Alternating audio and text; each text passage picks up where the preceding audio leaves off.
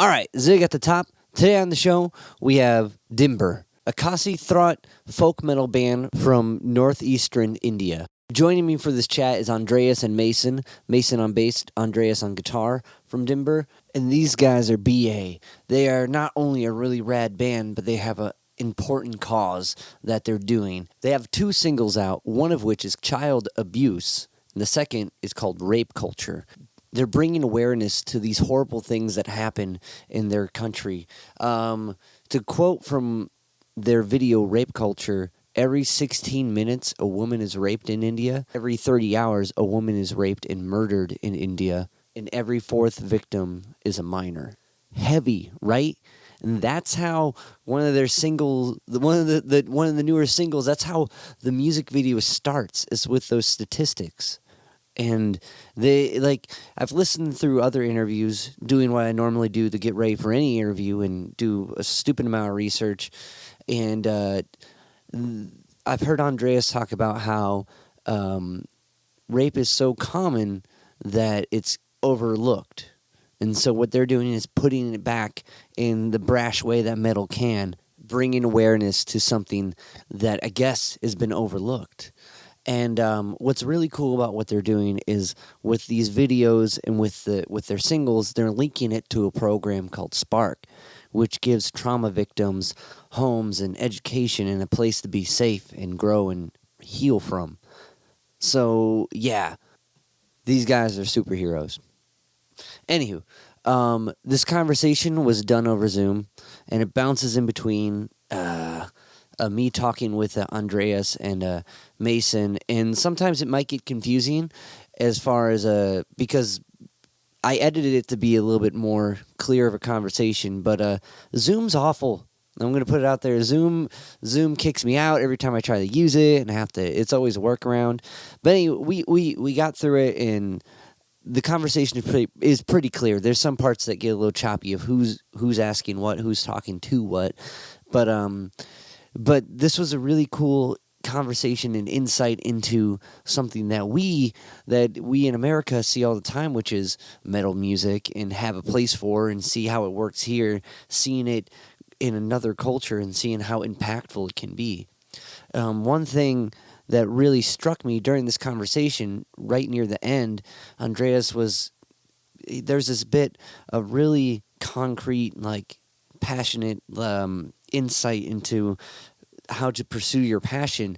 And as he's explaining this to me, there's an explosion in he's just walking around his backyard, and he was like, oh, a bomb went off. I'm like, what? Yeah. So these guys are in it. They're following their passion no matter what.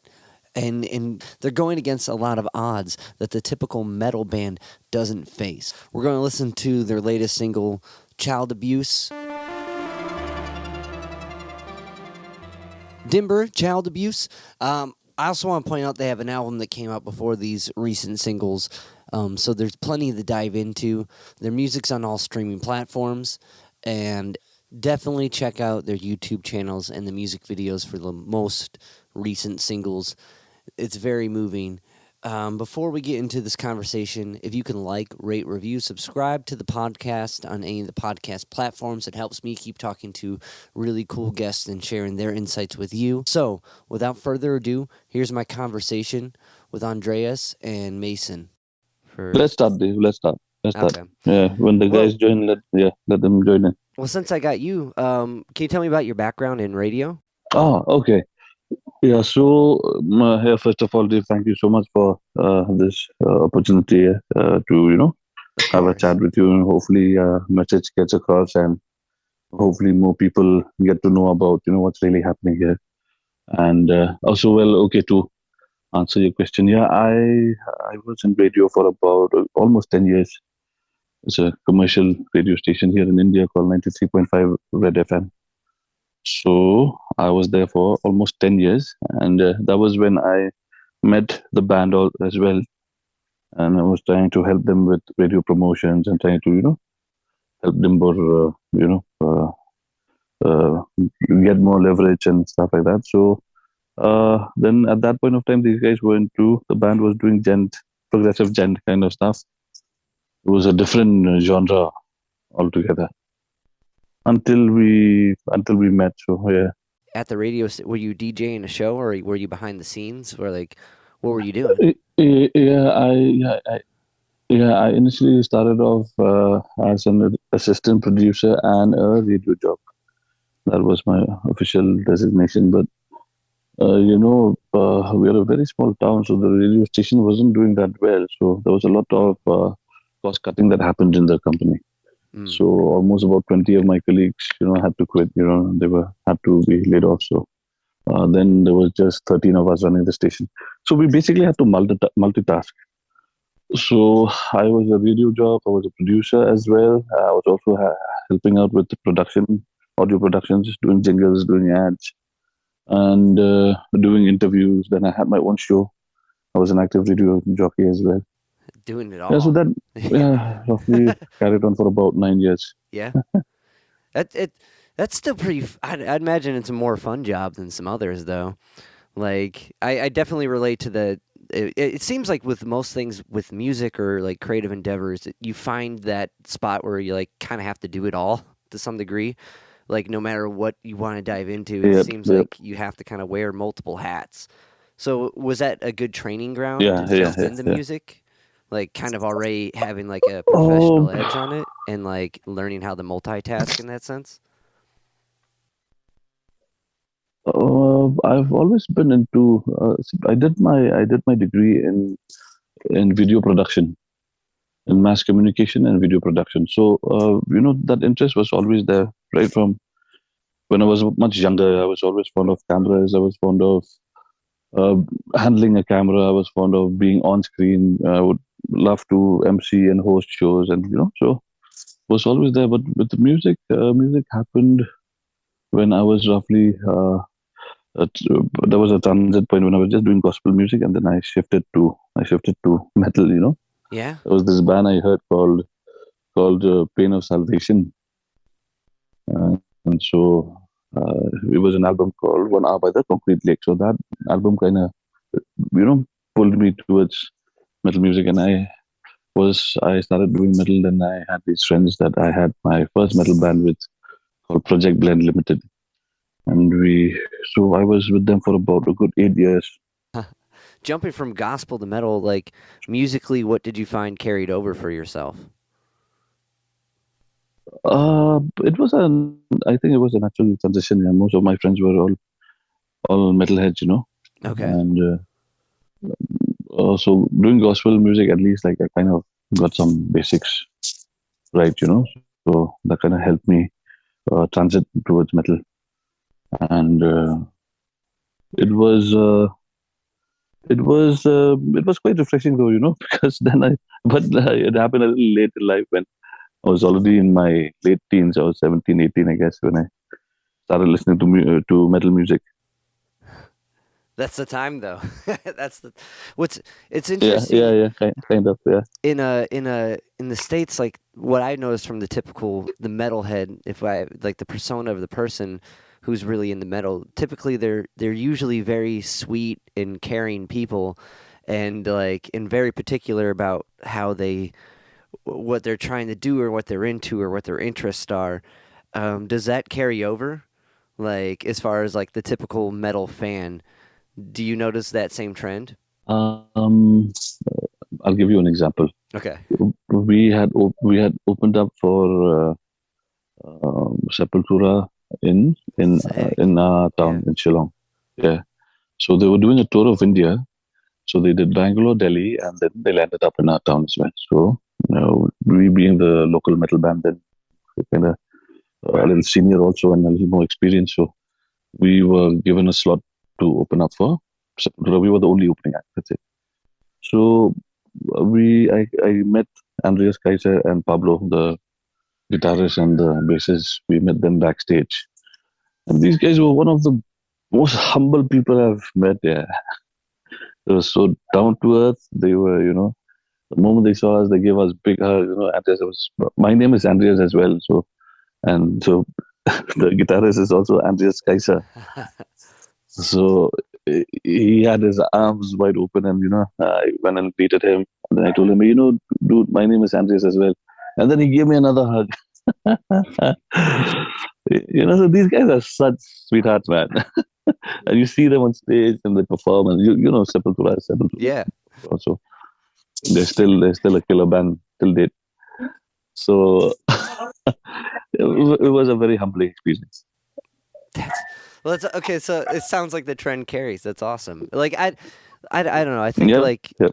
the intensity of the music is that emotion kind of amplified in like one thing I find interesting with you guys is you were talking about how you guys were a Djent band at first. The first album is that legend that you guys tell at the beginning, the very first track, is very kind of like Yeah. dark and has this kind of rough The outlook Legend on. of Trap. Yeah, you mean to say Yeah, the Legend of Trap. yeah, it's got this like dark outlook on humanity. And what's super interesting is now you guys are actively like doing stuff to bring awareness to that. Is that a kind of a carry through from the first record? Okay, so Mason's online, by the way. Mason's Oh, the okay. bassist. Hey, Mason, Hi, Yeah. Dave. Hi, I'm Mason. how's it going? Thanks for hopping on. The internet is very bad, so that's why I'm just going on and off, so don't mind. Okay. But I'm here. Cool. We'll hop on with if any of these questions like if you Yeah, can, sure. because Cool. Andreas, you're the newest to the band, right? Yeah. I'm pretty new, like almost a year and a half now with DYMBUR. That's awesome. So building off that first record, like was that kind of like the intent for these batch of second singles was to kind of actively combat like that negativity that was plaguing humankind within that first legend of the first record off the first track? Um, Actually, it was a completely different scene altogether. Yeah. The band had, there was a tour lined up after after the first album that DYMBUR released. So these guys were lined up for an Indian tour, but then the pandemic happened, and so we started having our lockdowns. So when the lockdowns happened, that was when one of the founders, right, Cornelius. So that was when they kind of decided that there was a different kind of a direction that was needed to be taken, and he wanted to experiment with folk music, wanted to experiment with folk instruments, wanted to take a different direction altogether with the genre. So that was when we kind of met. These guys had wanted me to initially manage the band, and then later when I was ready, when I had time, I told them, okay, guys, I think we can work together. That was when I heard about their decision to change the genre. So then I was like, dude, if I'm gonna manage, I might as well play, because this sounds like it's gonna be a really good, a really good start for something, for a known band to shift sides. There's an interesting leap, so I wanted to be on board. Very cool. Was it a hard leap for you as far as like shifting from like Mission, yeah. manager mode, you know what I mean? Like when you're really into like focusing on how to Okay. push a band it's different than being in it. You know, there's a little more way if you're in it. Yeah. I get you. Yeah. Actually, so a very big plus point here is that Cornelius, he's a genius himself. So it's it's made marketing, things like pushing the band forward through all our strategies. It's made it a little more easier because we have somebody like Core in the band, so it helps us.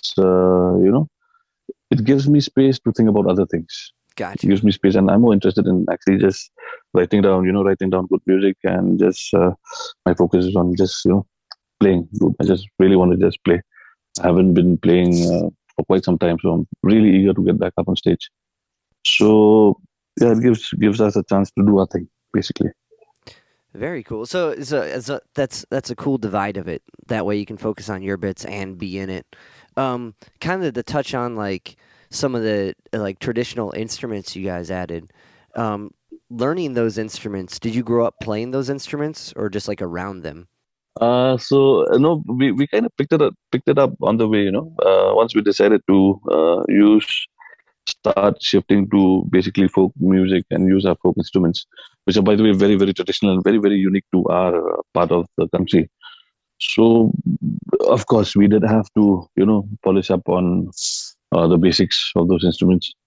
And, but, we went with the flow and it's kind of falling in place.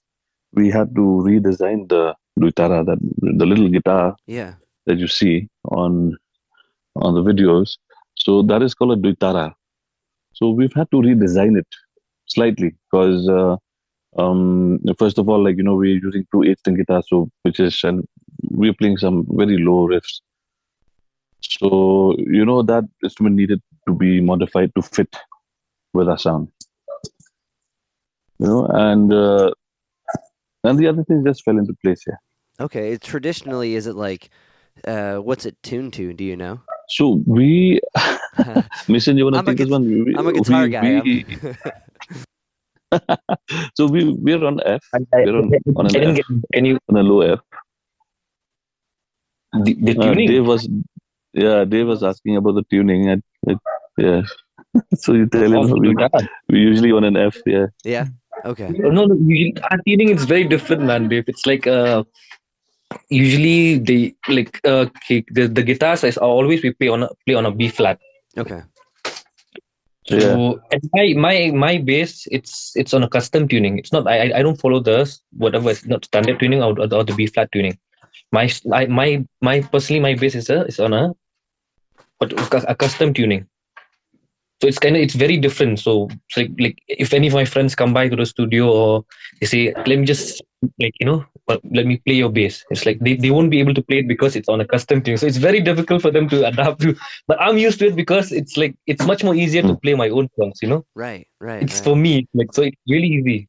And the duitara, it's like a guitar. And the guitars. And with the guitars, so basically Mason has his tuning, and with the guitars we are on the 8th string. So we start off with an F, and then we go flat all the way down. Oh wow! So it's already it's a fifth down. Wow, that's cool. Yeah. That's cool. Yeah, it's very cool. Yeah. It's very cool. So that's how That's how you at least kind of get that low hum, and you get that low riff. Huh? Yeah, right. That's one of the ways I think. I mean, Cornelius is not here. If Cornelius was here, he would have given you the details of how it's done. Explained it to you better. Yeah, he's the music guru. He's the music. At first, when he saw he was inspired by Tosin Abasti, so the guitarist of Animals Asleep. So when he saw the 8-string, he was like, "Hey, dude, I want to get this guitar, man." It's like, "Okay, fine." So he's like he was really passionate about it, so he ordered it. And then when he reached, he was like, he called me, and then I went to his place. It's like, "Hey, dude, how do we play this?" It took more than 3 months, for him to figure out how to play the 8-string. It was really hard, but then in the end he got the hang of it, and he's really good at it now. That's awesome. Yeah, I saw he was trying to log on. He just couldn't get his audio. But it's interesting because if the bass is in B flat and the rest is in F, like you're playing this fifth apart. Yes. Which is that's what I'm saying. It's these guys are playing on the guitars. I play entirely different. Like I'm on a custom tuning, but so that's why if anyone wants to play my bass, it's like for them they won't be able to figure out how to play it because it's gonna be really hard. That's awesome. But that's really interesting, and I guess I don't know too much about Indian instruments, but I've dabbled trying to figure out a sitar, which I know is different from your guys' tribe. But the sitar is completely different from the. But what's interesting about that is the sitar is tuned in fifths in a way too. So it's like there's this big sound that comes from that, and it's cool that you guys are incorporating your own traditional instruments within that. So I was to get it that low, you can't get that guitar looks or that. At first, it was like we were like, will it work out? It was really hard, man. But then eventually, it just fell into place. It's like, okay, this sounds awesome, man. This has never been done. It's like, okay, incorporating your own traditional instruments with metal. It's like it's totally different. Actually, and also a point here, Dave, is that these traditional instruments that we have, like the duta, the me, the mouth harp, then they're kind of a as well, that we have, but that has a different tuning altogether. It sounds like it's always on flats. So, so we have these different instruments which have their own unique sound. But what we are trying to do is we are not using our traditional sounds, in the sense that we're not using our traditional melodies. Right. If you check out some of the videos, they're very easy to find on our culture called the Khasi tribe, Khasi tribe. And if you listen to the traditional music, all the instruments have a certain flow to them. They have a certain melody to follow. So we are not doing that. We're not taking those traditional melodies. We are taking these instruments and we are fusing it with the melodies, with our style of music. And so, it's kind of it's still a process. So we're still working on it. Well, I imagine one, it makes sense because this is your expression, right? And you're taking instruments from your culture to do that. And I imagine there's some lashback from that. There's always people who are traditionalist in how things should be used, and I think to show that this, right? Am I wrong? I don't know. Yeah, I'm sure. yeah. I'm sure you can check me on that. Maybe people are more. Oh, dude, you're on the dot. Okay. No. You're on the dot. You're on the dot. You got that really. You got that right, because of course there is. We do fans who appreciate what we try to do now. There is another sect that are very traditional. They're very you know to the lounge, and these people have. Don't blame them also. No issues. I don't blame them at all. We don't have anything of that sort. Some of them believe that these instruments should be used only for those traditional melodies, to carry forward our tradition and to, make sure that our culture survives. So, yeah, it is what it is, yeah. Well, yeah, that makes. I mean, I get it. I think in a way, like you're kind of carrying it to a new generation of people, seeing that they can be involved with it themselves. But that's I don't know as much as the background, so I don't want to make a statement like that without saying I don't know. Yep. Yeah, true. Yeah, but I think that's really cool that you can take these instruments and express yourself with them and share that they're multifaceted, and you can dive into to the culture by being brought in from other means. You know what I mean? Like, I personally find it way more interesting if I don't know something about something and then I learn about it. Like, especially with music, like if I don't know anything about a band and I learn their history and like where they kind of come from, I'm like, that's sick. These guys are awesome because of this, And like, I think by including that in what you guys are doing, you're celebrating and getting more people to be aware and dive into your culture than maybe the people that think it's being. True. At least I would hope. That's my rose-tinted view. That's one of our. Dave, you're right. That's one of our main intentions. Our main intention is to bring our traditional instruments to the limelight. Yeah, let the world know there are these instruments in this part of the country, and we are from a very, very. I mean, we are from a kind of a remote part of the mainland country. So it's always nice to showcase your culture and your heritage. You guys are northern, right? So, anyways, Mission has been kind of quiet. So, Mission is basically we are northeastern. Oh, northeastern. Okay, because we are basically next to Bangladesh, and we border Bangladesh. We're on the foothills of the Himalayas. So. Okay. What were you about to say about Mason? Mason, you got some? Oh, you know what? Yeah, Mason's there. Maybe so one thing with my band, I run like an acoustic guitar through a Marshall amp, right? So like with your guys is like taking these instruments, especially the guitar-esque instrument, to get it amplified. How hard of a feat was that? or do you just mic it? Like, are you running a pickup through that thing, or are you micing it? Yeah. It's like I said, it's a custom. Yeah, it's a custom. So usually these instrumental this dutara, this instrumental thing that we play, it usually does not have a pickup. Right. Like either you just read and then you just put a microphone next to it. But then ours is like we've built an inbuilt pickup. So yeah, it's much easier. We just plug it and we just plug it to the amp. Okay. Wow. It's custom made. Got it. Well, that'll lead to that's some sound issues to work out. Yeah, that's awesome. And then of course, Dave, then you have, since it's custom made, this instrument, so we're using nylon strings on it. Yeah. Okay. So the traditional ones do not use nylon strings. The traditional ones, the authentic dutara, is just a 4-string instrument. So we customed our one, we made our one, and we converted into a 6-string. It's a it's a 6-string dutara with nylon strings. Actually, the original dutara is only slightly different. It sounds slightly different. Okay. It's only 4 strings, and they are not nylon strings. This string is made from a certain thread. We call it, in Khasi, it's called usai muka. Okay, so I am yet to know what it's called in English.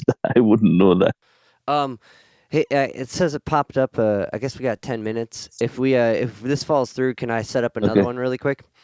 But because I have a couple more, I wanted to ask you guys about the last few singles that came out. So if it cuts off in the middle of this, I'll send another one really quick because I know it's probably pretty late for you guys. Sure. But Child Abuse. No, it's okay. It's cool. Dive into the new singles, Child Abuse. I think building off like this first record that was kind of like bringing to light like kind of like the darkness of humanity, and you guys actively now trying to address certain things around you and bring awareness to it, like child abuse and rape culture. Actively like the motion that like I can't imagine like it's such a horrible thing, right? And like I don't know if did this affect you guys like within your own lives, like, or people around you, or is this just like everyday life? Yeah, so basically, what happened is with when we made the first single, Rape Culture. Yeah. So we sat down and we wrote, before we got down to writing down the lyrics, we sat down for some time and we did a lot of research on the rape crisis in the country. So there were a lot of very dark facts and figures that surfaced, So as we were writing that song, it was just apparent enough that, most of those victims are minors, Every 4th victim is a minor in India. So it was just a matter of time that we finished the first one, and the next one had to be child abuse. It's linked. Both these songs are interconnected. It's about abuse, Yeah. And so it had to be written. So we did the research on it. Not any of us personally, have been a victim of abuse or anything of such, but it's just happening too often in our country. I'm not just saying mainland India, but it's even happening in our hometown. We've had instances of rape and abuse, like almost every weekend there'll be some news that comes out. I've been saying this out, like we had just about a month ago, I think there was a father who slaughtered 2 of his own sons in our little town of ours. We never expected things like that to happen, but he took them out for a walk. One was a 4-year-old, the other toddler was a 2-year-old. He took them out for a walk. There's a forest nearby, a little patch of woods nearby, and he murdered them. And some weeks ago, there was a case where a 20-month-old baby was raped in one of our districts, and this is our hometown. I'm not even talking about mainland India. This is just our hometown. Jeez. So it is a little scary, like I'm a parent myself, yeah. So at least with whatever time we have, let's try to do some good before we leave, yeah. That's intense. Was it? Well, then, like, so that's amazing that you guys are taking this as a, not to say as a platform, but just to put it out there to kind of like, to shake the walls that this is still fucked up. This is crazy. Why is this, like, you guys are the superheroes. Can you? Oh yeah, no, nothing of that sort. I know, but you guys are. And by the way, you just, Dave, you just swore. I know. I'll cut it out. I'll cut it out. Is that allowed? If you want, I'm not. Okay, that's cool. No, we're good. We're good with that. But nothing of that sort, Dave. Nothing of that sort. Not that we are. But I think not that we are looking to piggyback on this. Thing of sorts, and to get some recognition. No, that has not been the intention at all. Yeah. No, yeah, I think it's amazing that you guys are putting it out there as like, because metal's brash. It's up front. It's like confronting music, and like they take something that's so. Yep. Awful and sensitive and maybe I guess underlooked or under addressed and put that as your message. That makes you guys like 10 times more epic than any other metal bands you're putting out there, and like for a good cause. And like one thing I wanted to follow this up with was with a question on SPARK. Yeah. Can you explain what SPARK is and how you got involved with them? Okay, so SPARK Foundation is a foundation that started. The founder of SPARK is a woman named Shima Modak.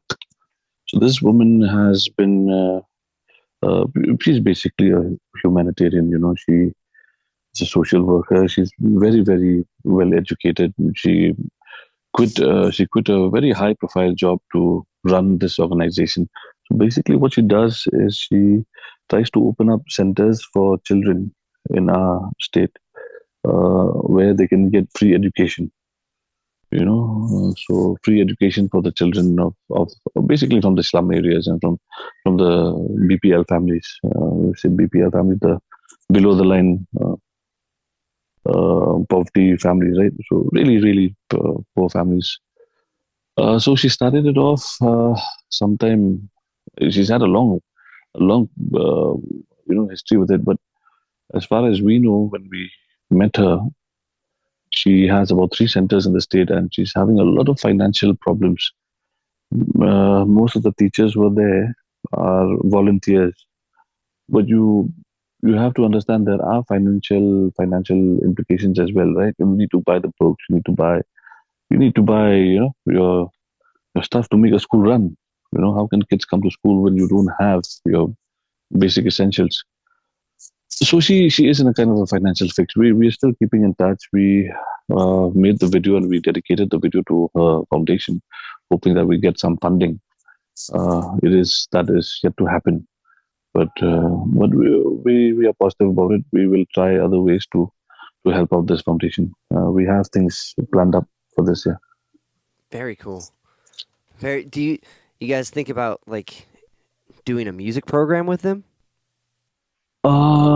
Not exactly a music program, but yeah, we were planning kind of a visit, and let's see how that goes. That's awesome. And let's see what we can do with that to raise some awareness and maybe get some help.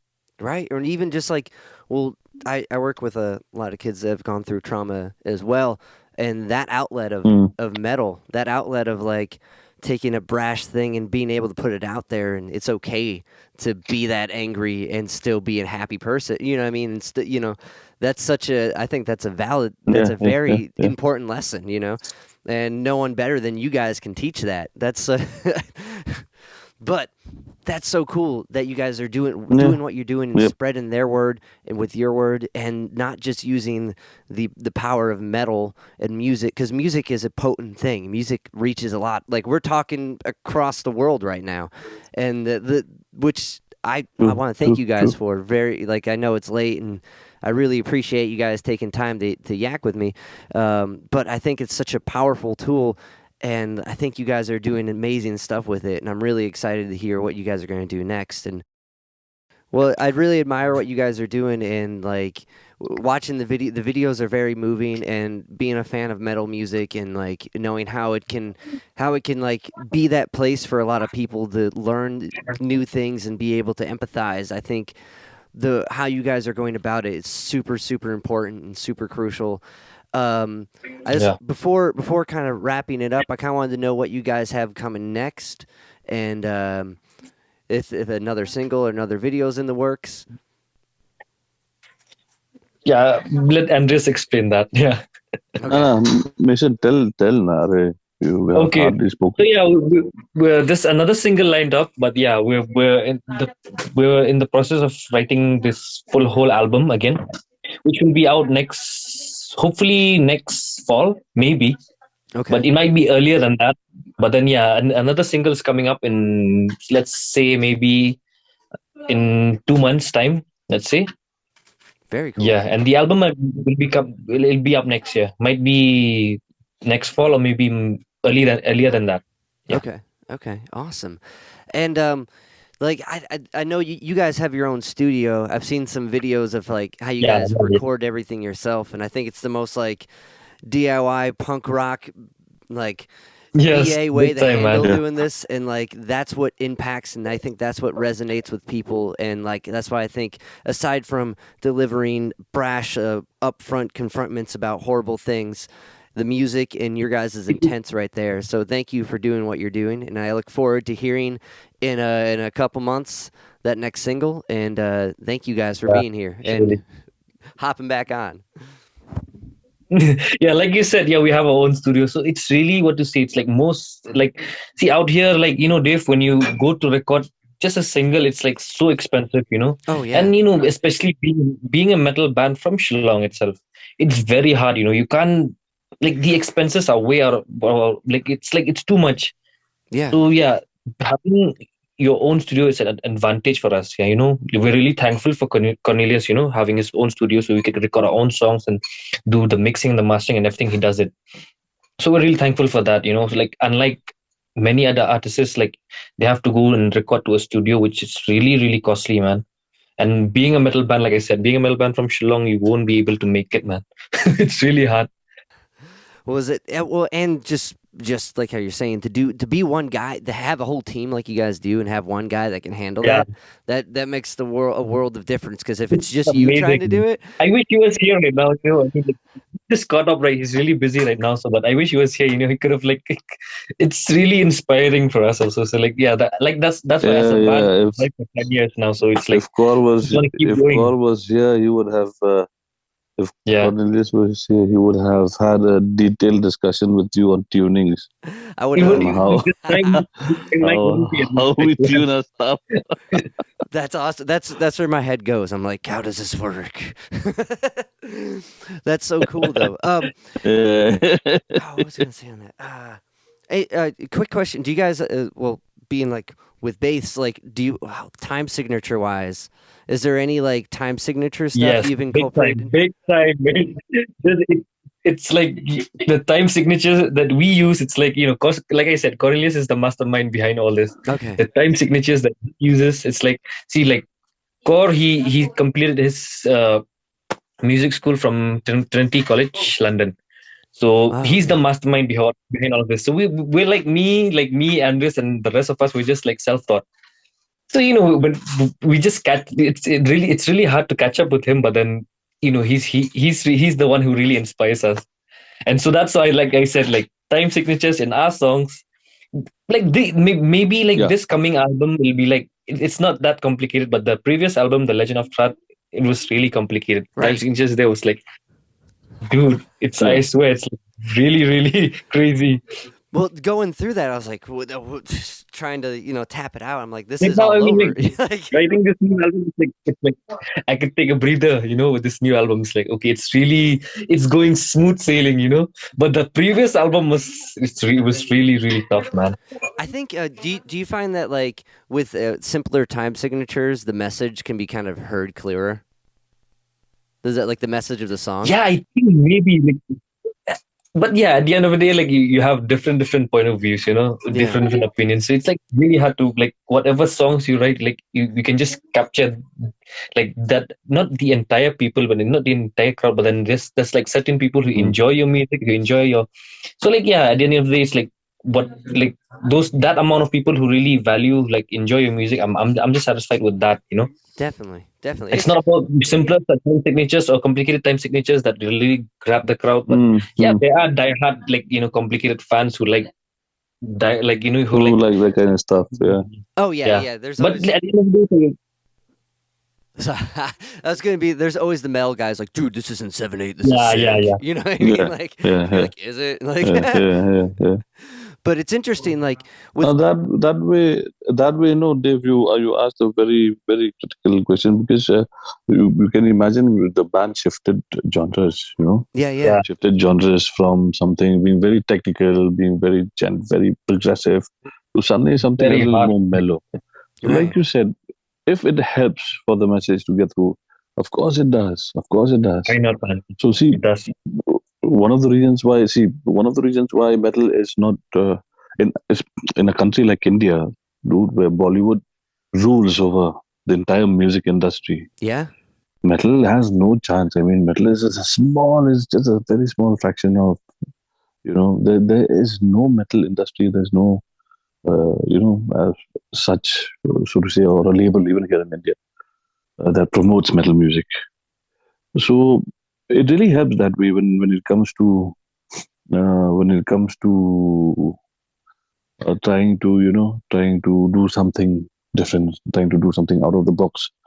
So what we are doing now is basically we're trying to just break and bend those rules. Yeah. Otherwise, trying to survive through music alone is difficult. The last album we did was so technical. I would say it was one of India's top 5 metal albums when it was released in that particular year. And then it didn't get the band anywhere. The message, was a different thing altogether then. But we still have CDs that we haven't sold. We have how many CDs, Mason? I think about 200 CDs left. We have like around maybe another 80 to 90 CDs just lying there. I mean, nobody can buy it. It's just gonna rot there. That's for sure. But then, if it weren't for the pandemic, I think maybe we would have sold them. Like we've got it all ready. Like before the pandemic hit us, we got all our merchandise ready, the CDs ready. So like, okay, we were just like about to hit tour. Like January, we got all ready. March, January we completed one tour, which was in Calcutta, and then the next was scheduled for March. But then everything got fucked up basically because of the pandemic. What was it? Yeah, that's. But you see, it's these are the things that really teach you to be patient and just keep on going. Definitely, and it seems like if time's told anything, like the guys that have put in the hard work and have done it all themselves, the message is heard, but it seems to be amplified later. Yeah, and so you guys are putting in the work. It's gonna get heard. There's no doubt about that. And you're putting in not just bands that serve themselves. Hope so, Dave. I got a rose tinted view, and I think it's gonna be amplified. And the music's there, and the message is there. And one kind of question on the metal scene, when you guys have shows with metal shows out in the States, it seems like the bills are stacked. So there'll be one headliner and Big 9 openers. Do you guys have that same thing? Yeah. Usually out here that does not happen. The scene out here is totally different. Yeah. If the last time out, like I said, when Veil of Maya came down to Guwahati. Yeah, you guys opened for them, right? Yeah, we opened for them. So they did an India show. So we were the only openers for Veil of Maya. So very cool. So comparing and then Psychroptic came down to Shillong, but then so local bands 3 to 4 local bands were lined up when Psychroptic came. But then when it comes to local gigs, it's basically these organizers are here. You just want to. They'll be like, hey, can you play here? Can you play at this show? And you'll get exposure, but you'll not be paid anything. So they just expect that from you. Like you just have to play for free. You'll get food and drinks, but you'll not be paid. So it's really sad, man. Out here it's like that's the scene out here. Like be it the whole of India, I can say, yeah. Yeah. It's really sad. That's at least that's something that's definitely common here. We have so many gigs where it's like not too many people came in, but here's some free food. You can have the ticket sales if you want, that's but what, man. It's like it's really sad. People are not gonna change, but that. But then there's those organizers seeking they'll be like in the name of exposure. Please come and play. That's I think amazing thing. that's metal. That's metal. That's a metal thing, because and that is what unites metalheads all around. We're across countries, and Dave, you're from the US, we're from India, but somehow metal unites all the metalheads, because I think we go through the same stuff, bro. We suffer the same way, we slog the same way, and it's not an easy thing to do. It takes a lot of passion, takes a lot of determination to do this. Definitely, I think that's well said. To wrap it up, what's one philosophical bite that kind of changed your life from a metal record? Let's go one at a time to kind of wrap it up. Like one, like kind of awakening. Like it could be a nugget of a song or like of a band's like ethos that really changed your perception on how to follow your passion. Okay, Andres, you want to start? Sorry, it's a heavy one. I'm thinking of it. Yeah. Yeah. So basically, your question was like one band or any artist that influenced us to get more into music, right? Right there. Or just changed your perception of how music can be done. Like one. Usually, see, like I basically grew up in a family where, like, my father is I would say not a metalhead, but then he's like a big time. Like when I was a kid, he used to listen to Metallica, Megadeth, and then there was one thrash metal band. He's listening to all types of these bands like Scorpions, the Beatles, and that. So basically, I grew up in a very like. My father used to listen to all these songs. So when I was a kid, it was hard to really digest these music because you really don't know what was happening back then. But then later, when I started growing up, when he was listening to this album of what's the name of that album? It was Manowar. Banned by Manowar, right? Manowar, yeah. But then listening to this one particular album of Metallica, I guess. But what was the name of the album? I forgot. So like, it was his upbringing that really brought me to get deeper into music. Till date, he listens to when he's at home enjoying his drink, and till date he listens to Manowar, Metallica, Iron Maiden. So basically I all got it from him. So, and then since then I knew that I had to when I looked at these bands back then in the days when I was small, I was a kid, I used to see these bands getting up on stage, playing live shows. It's like, okay, maybe one fine day I might get up there. So it's like, that kept me, that really inspired me so much. So it's like, okay, I kept on going again and again. It's like, okay. And then here I am, playing music. Like, it's the thing that I've always wanted to do. That's awesome. That's awesome. Beautiful. What about you, Andreas? For me, actually, when we started off, I told you there was this band called Pain of Salvation. Mm-hmm. I started off with church music, so doing church hymns, gospel hymns, and just learning your ABCs on the holo guitar. When it progressed later on, when all my friends are metalheads, so when I heard this album called Pain of Salvation, the band called Pain of Salvation. The album is called 1 Hour by the Concrete Lake. So when I heard songs from that album, basically the melody grasped me. I fell in love with the metal tone. I fell in love with the heaviness of the riffs. I fell in love with the entire, the way the vocals were thrown out. This guy could scream his vocals out. he has a really high pitch, and so that kind of linked me from gospel music to metal music. But as such, so to answer your question, a kind of a certain quote. This is not something that I learned from music. Actually, to be honest, Dave, it's something that I learned growing up. You know, having faced, having learned, having tried so many things in life, having tried so many different jobs, having tried, doing different things, take up different creative things. This is one liner that a very famous uh, scholar from India, Swami Vivekananda, had phrased. He so to quote him, it says, "Arise, awake, and stop not till the goal is reached."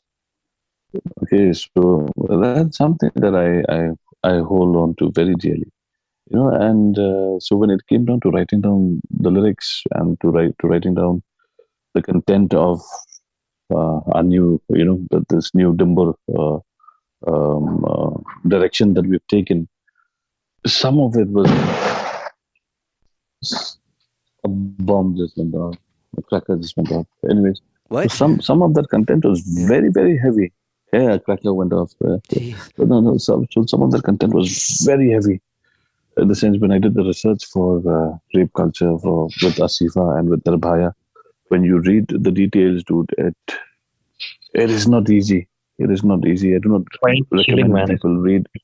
It is very chilling. Yeah. I wouldn't recommend people to read it, but so I think right now to quote to answer your question, if it comes to a quote for me, I think it was a live quote by Swami Vivekananda that keeps me pushing to do what we do, basically. It's well said. Well, thank you guys so much for taking time to talk with me. I super appreciate it. Thank you so much. I really appreciate. We would like to say thank you to you, man, for taking the time to really get to know us, and it's really amazing, man. Well, thank you guys. Cor missed out on this one. That would have been awesome. I was in the email. I wasn't sure who I was going to get to talk to, so I was like, I was hoping for everybody, and this has been great. You were supposed to be there, but yeah, like I said, he was really caught up. So said, okay, me and Andres, no worries. Well, this has been awesome. I super appreciate it. Yeah, absolutely.